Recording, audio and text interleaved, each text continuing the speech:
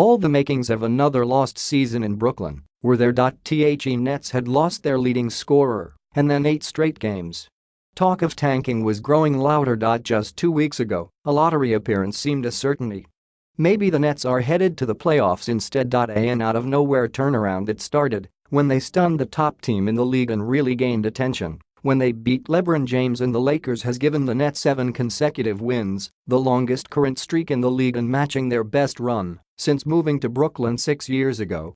10 games under .500 when they took the floor to host league-leading Toronto on December 7. December 8, PHL time, the Nets, 15-18, have risen within a half game of 8th place and the final playoff spot in the Eastern Conference. "It's really encouraging," center Jarrett Allen said. "It's showing all the hard work we put in during the summer is now paying off." Allen authored the signature highlight during the streak when he blocked James' dunk attempt early in a 115-110 victory Wednesday, PHL time, but it's what the Nets did on the other end of the floor that impressed James and has become the envy of many opponents. There is no superstar in a league where having one is supposed to be mandatory for success, though the Nets are hoping to entice one this summer. So Brooklyn focuses on keeping the ball moving among a series of interchangeable players on offense and relying on point guards D'Angelo Russell and Spencer Dinwiddie to make plays off the dribble when necessary. "Everybody they put on the floor can make plays. So they keep you off balance," James said. "It starts with D'Lo and Spencer, and the rest of those guys can play the game as well." The victory over the Lakers was the 4th straight game in which the Nets scored 115 points. They had at least 125 in the previous 3 games, tying a franchise record. And even when they were finally slowed down Thursday, PHL time, lacking some energy after the emotional victory over the Lakers, they pulled out a 96-93 victory in Chicago. "I just think it's growth. It's maturity," Coach Kenny Atkinson said. "It's physical and mental growth."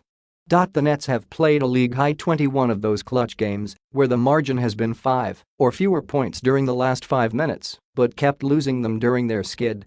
They blew a 23-point lead during the final game of it, a 114-112 loss to Oklahoma City on December 6, PHL time, and it was clear how much they missed Karis LeVert. The guard had already made 2 game-winning shots this season and was averaging 18.4 points when he dislocated his right foot November 13, PHL time, in Minnesota. The 8-game skid started soon after, which some Nets fans looked at as a blessing.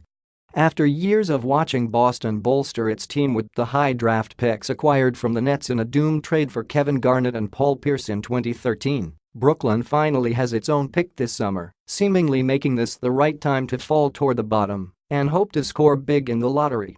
But Atkinson, who was beginning to be the target of criticism for the first time as coach, dismissed that idea. Not only that, he seemed to put more pressure on himself to make sure the losing stopped. "I don't think, if we come out of here with the same record, 28 wins, we'll be happy," Atkinson said recently.